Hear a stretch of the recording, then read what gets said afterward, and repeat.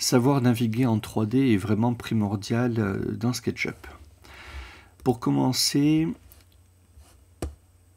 dans les outils, je me retrouve avec l'outil de sélection qui est accessible avec la barre d'espace.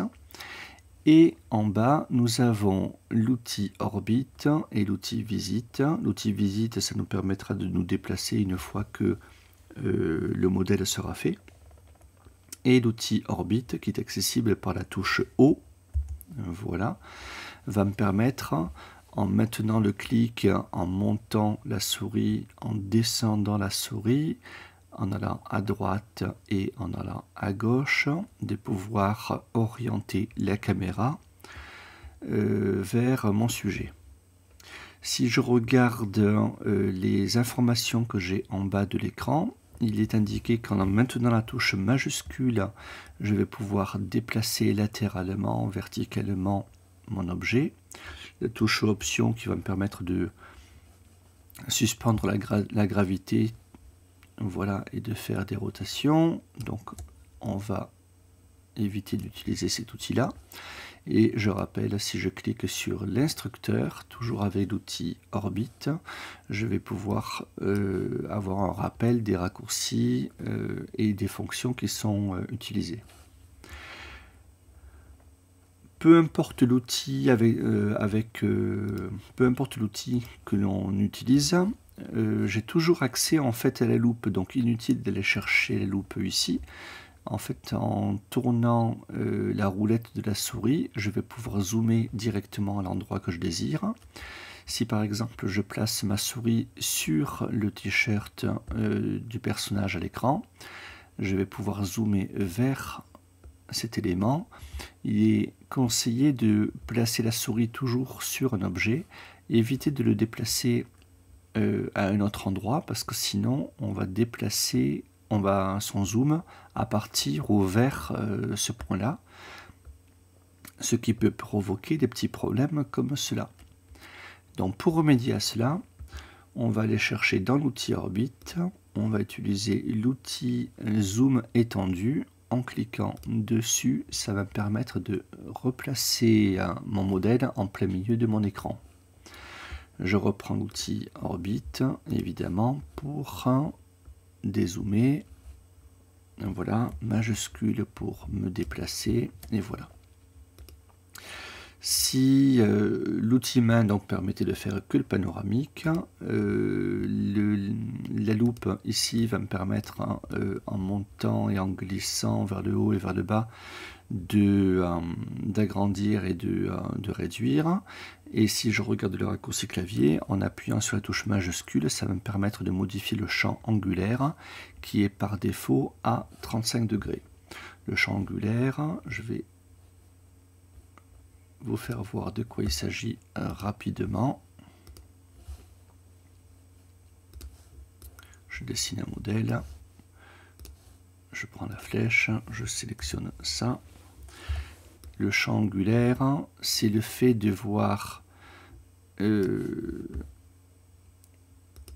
nos perspectives. Voilà.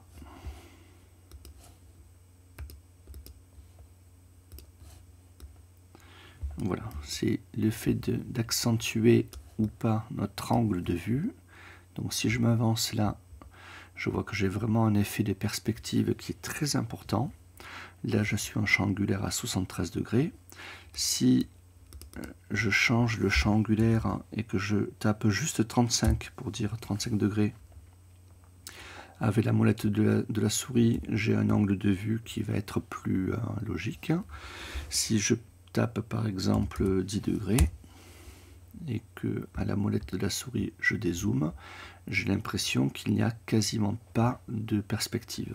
En fait, il faudrait mettre 0, mais le champ de 35 degrés est le champ angulaire de base. Mais si on a besoin d'agrandir notre champ angulaire, on pourra toujours taper 90 degrés par exemple, ce qui nous permettra d'avoir une vue très grand angle. Donc je vais laisser à 35 degrés là pour les besoins, pour pouvoir travailler correctement. Dans les palettes que nous avons à droite, il y a la possibilité de cliquer sur la fonction scène, c'est le petit clap de cinéma qu'il y a à droite.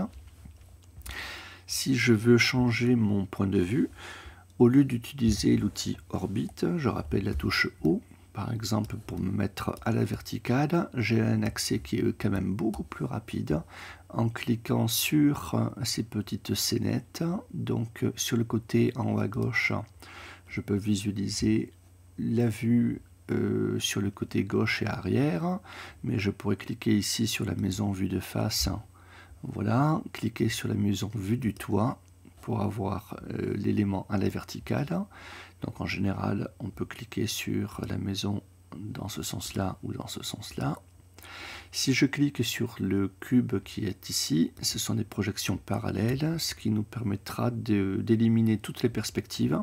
C'est pas très pratique lorsqu'on travaille comme ça, mais lorsqu'on travaille en plan, en coupe, vue du dessus ou vue de côté, ça me permet d'éliminer tous les effets de perspective, quelle que soit la position du point de l'objet dans le plan. On n'aura plus du tout d'effet de profondeur. Donc il faudra que je reclique sur le bouton perspective si je veux récupérer cet effet de profondeur. S'il y a une scène qui est particulièrement pratique pour pouvoir travailler, à ce moment-là je vais cliquer sur le plus pour mémoriser la position de cette caméra, et lorsque je vais déplacer mon angle de vue, je pourrai rappeler cette scène n'importe quand en cliquant dessus.